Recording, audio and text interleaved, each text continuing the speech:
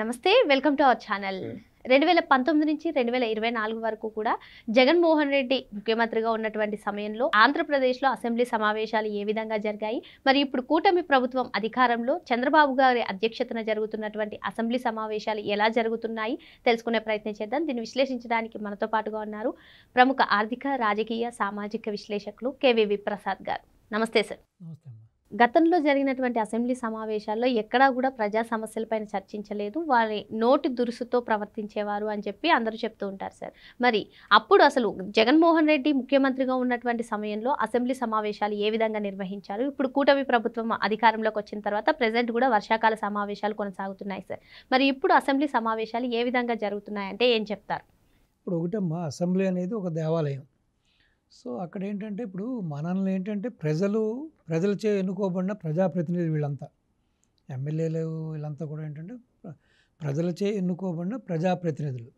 So వాళ్ళ నియోజకవర్గంలో అక్కడున్న వాళ్ళ యొక్క సమస్యలు ఏంటి, సో మనం ఏమేంటి హామీలు ఇచ్చాం ప్రజలకి, అక్కడ ఆల్రెడీ సంస్థాగతంగా ఏమి ఉన్న సమస్యలు వీళ్ళకి తెలుసు. అక్కడ నీటి కొరత ఉందా, తాగునీటి కొరత ఉందా, సాగునీటి కొరత ఉందా, లేకపోతే మౌలికంగా అక్కడ వసతులు లేవా, రోడ్లు లేవా, లేకపోతే స్కూల్స్ లేవా, కాలేజెస్ లేవా, సో అక్కడ లేకపోతే ఆరోగ్య కేంద్రం సరిగ్గా లేదా, హాస్పిటల్స్ సరిగ్గా లేదా, ఇలాగ ఆల్ వాక్స్ ఆఫ్ లైఫ్ ఒక మనిషి జీవితంలో, ఒక మనిషి దైనందిక జీవితంలో ఏమేం కావాలి, అక్కడ ఏంటన్న దాని మీద చర్చించి దానికి కావాల్సిన ఫండ్స్ని అధినాయకుడితో మాట్లాడుకుని స్పీకర్ దృష్టికి తీసుకెళ్ళి, అధినాయకుడి దృష్టికి తీసుకెళ్ళి తద్వారా వాళ్ళ యొక్క నియోజకవర్గ సమస్యల్ని ప్రజలకి మంచి చేయడానికి అసెంబ్లీ సమావేశాలని సాధారణంగా ఎవరైనా ఉపయోగించుకుంటారు.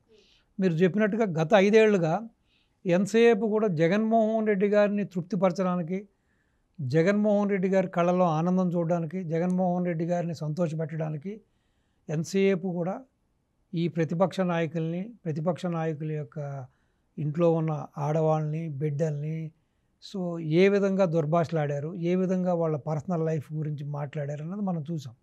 సో చాలా యావగింపుగా చూస్తానికే చాలా మనిషి ఎవరైనా సరే అసహించుకునేలాగా, ఏంటి వీళ్ళు ప్రజాప్రతినిధుల, వీళ్ళు మనం ఓటేసి అసెంబ్లీకి పంపించిన మనుషుల, ఏంటి ఈ రోత మాటలేంటి, ఈ బజారు మాటలేంటని ప్రతి వాళ్ళు కూడా ముక్కును వేలేసుకుని చేత్కరించుకుని చీకొట్టే విధంగా ప్రవర్తించారు. ఏ రోజున కూడా రాష్ట్ర సమస్యల గురించి కానీ, ప్రజల సమస్యల గురించి కానీ, లేకపోతే కేంద్రం నుంచి మన రాష్ట్రానికి రావాల్సిన నిధుల గురించి కానీ చర్చించిన పాపాలను పోలేదు. ఎంతసేపు ప్రతిపక్ష నాయకుడి యొక్క కుటుంబ సభ్యుల్ని, మిగతా నాయకుల గురించి మాట్లాడడం తప్పించి, సో అమూల్యమైన ఆ 5 ఏళ్ల సమయాన్ని, ఎన్నిసార్లు అసెంబ్లీ సమావేశాలు జరిగినా కూడా అమూల్యమైన ప్రజాధనాన్ని, ఆ యొక్క అమూల్యమైన యొక్క కాలాన్ని కూడా వృధా చేయడం తప్పించి ఏ రోజున కూడా ఒక నిర్ణయాత్మకమైన నిర్ణయం కానీ, ఒక ప్రజా ప్రయోజనాలకు సంబంధించిన నిర్ణయాలు కానీ తీసుకోలేదు, దాని గురించి చర్చించలేదు. సో ఈ రోజున ఈ కుటుంబ ప్రభుత్వం వచ్చిన తర్వాత ఇప్పుడు గత ప్రభుత్వం ఎంతసేపు ఏంటంటే ప్రయారిటీస్ని పక్కన పెట్టేసింది. గత వైసీపీ ప్రభుత్వం ప్రయారిటీస్ని పక్కన పెట్టేసింది. ఎంతసేపు ప్రొవోక్డ్ పాలిటిక్స్, ఎదుటివాడిని ఏ విధంగా హింసించాము, ఏ విధంగా తిట్టాము, ఏ విధంగా వాడిని రెచ్చగొట్టాము అనేది తప్పించి వాళ్ళు చేసింది ఏం ప్రయోజనం లేదు. ఇప్పుడు ఈ ప్రభుత్వం వచ్చిన తర్వాత ఏంటంటే ప్రయారిటీస్ ఇంపార్టెంట్.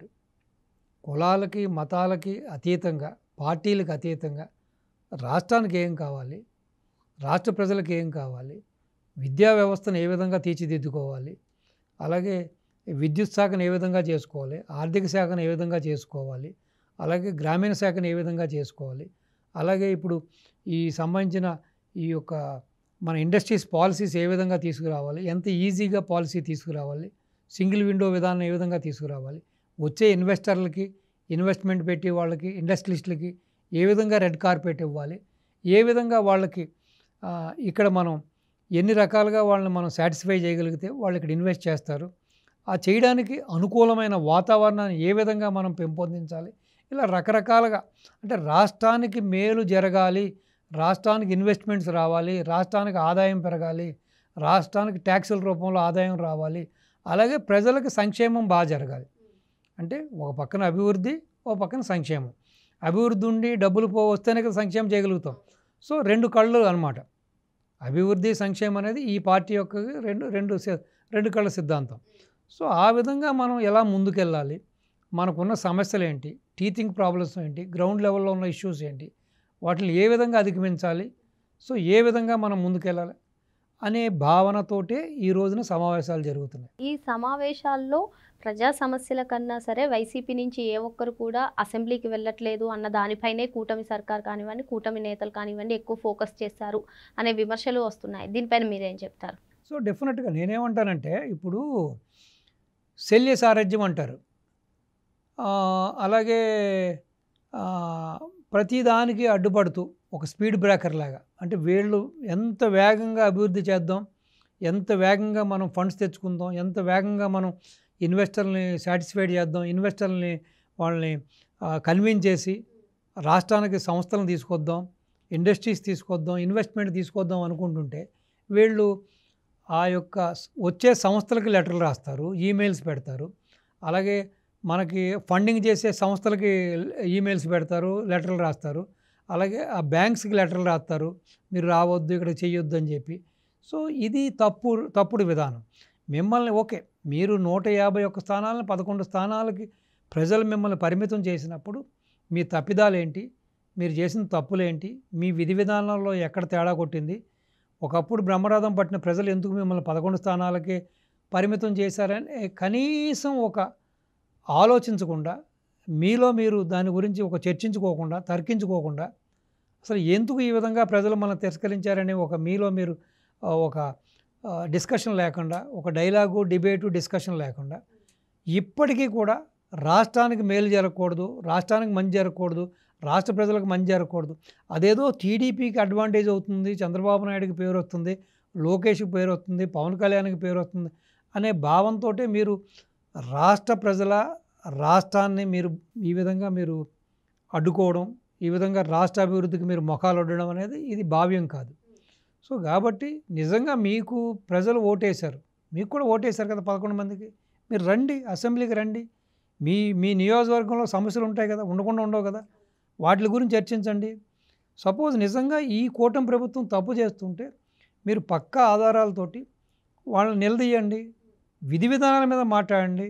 అంతేగాని పర్సనల్గా మాట్లాడుతూ ఎంతసేపు ఏదో సామెత చెప్పినట్టుగా మేము అసెంబ్లీకి రాము అని చెప్పి మీ యొక్క ఈ పేటీఎం బ్యాచ్లను పెట్టుకుని ₹5 ₹10 గాళ్ళని పెట్టుకుని ఎంతసేపు ప్రభుత్వం మీద దుమ్ము పోస్తూ, నాయకుల మీద దుమ్ము పోస్తూ, రాష్ట్ర భవిష్యత్తుకి మీరు ఈ విధంగా అడ్డంకిగా మారడం అనేది తప్పది. సో ఏదైనా ఉంటే అసెంబ్లీ వేదికగా మీరు ఛాలెంజ్ చేయండి, రండి, ప్రూవ్ చేయండి, ఎస్ కూటమి తప్పు, ఇగో ఇక్కడ తప్పు చేశారు, డెఫినెట్గా నిజంగా తప్పులు జరిగితే కూటమి ప్రభుత్వం సరిదిద్దుకునే వరకు, దాన్ని మళ్ళీ వెనక్కి తీసుకునే వరకు మీరు మీ గళాన్ని వినిపించండి. అది వదిలిపెట్టి మీరు ఎంతసేపు ఏదో వెన్నుపోటు పొడిచి విధానంలాగా వెనక నుంచి మీరు ఈ విధంగా ఇటువంటి చిల్లర పనులు చేయడం అనేది ఇది రాష్ట్రానికి మంచిది కాదు. ఇప్పుడు సాధారణంగా మీరు తమిళనాడు పాలిటిక్స్ తీసుకుంటే, తమిళనాడు పాలిటిక్స్లో అసలు వాళ్ళకి ఎంత వైరం అంటే, వాడి ఇంటికి వీడెళ్ళడు, వీడింటికి వాడెళ్ళడు, వాడి పెళ్ళికి వీడెళ్ళడు, వీడి పెళ్ళికి వాడు రాడు, సంబంధాలు ఇచ్చిపుచ్చుకోరు, అంత అలాగ వాళ్ళు అంత వైరుధ్యంతో ఉంటారు. అటువంటిది ఒక రాష్ట్రానికి సమస్య వచ్చినప్పుడు, రాష్ట్ర ప్రజలకు సమస్య వచ్చినప్పుడు అంతా కూడా ఒక తాటి మీదకి వస్తారు. రాష్ట్రం కోసం, రాష్ట్ర భవిష్యత్తు కోసం, రాష్ట్ర ప్రజల భవిష్యత్తు కోసం వాళ్ళు కేంద్రంతో పోరాటం చేసి వాళ్ళకి కావాల్సిన నిధులు తెచ్చుకుంటారు. ఇక్కడ దానికి విభిన్నంగా ఉన్నారు. ఇప్పుడు సాధారణంగా మీ రాజకీయ పార్టీ యొక్క విధి విధానాలు ఏంటి, మీరు ఎందుకు పార్టీ పెట్టారు, మీరు ఎందుకు అధికారంలోకి వచ్చారు, కేవలం దంచుకోవడానికి, దోచుకోవడానికి, దాచుకోవడానికైనా? అంటే మీరు అధికారంలో ఉంటేనే రాష్ట్ర ప్రజలు లేకపోతే రాష్ట్రం మంచిదా మీకు, మీరు అధికారంలో లేకపోతే వీళ్ళందరూ మీకు చెడ్డ అయిపోతారా, వీళ్ళకి మంచి జరగకూడదా? అసలు మీ భావన అన్నదే అర్థం చేసుకోవడానికి చాలా విభిన్నంగా ఉంది.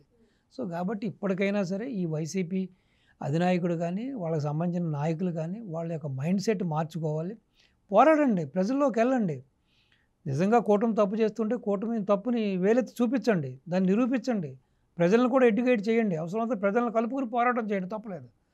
సో కానీ లేనిపోని అవాకులు చవాకులు పేరుతూ రాష్ట్రాన్ని ఈ విధంగా రావణ కాష్టం చేస్తూ, అనవసరంగా ప్రజల మధ్యన, కులాల మధ్యన కుంపట్లు పెడుతూ, మతాల మధ్యన మత్తు జల్లుతూ ఈ విధంగా రాష్ట్రాన్ని పాడు చేయడం అనేది మంచిది కాదు. ఎప్పటికైనా సరే దాని నుంచి బయటికి రావాలి.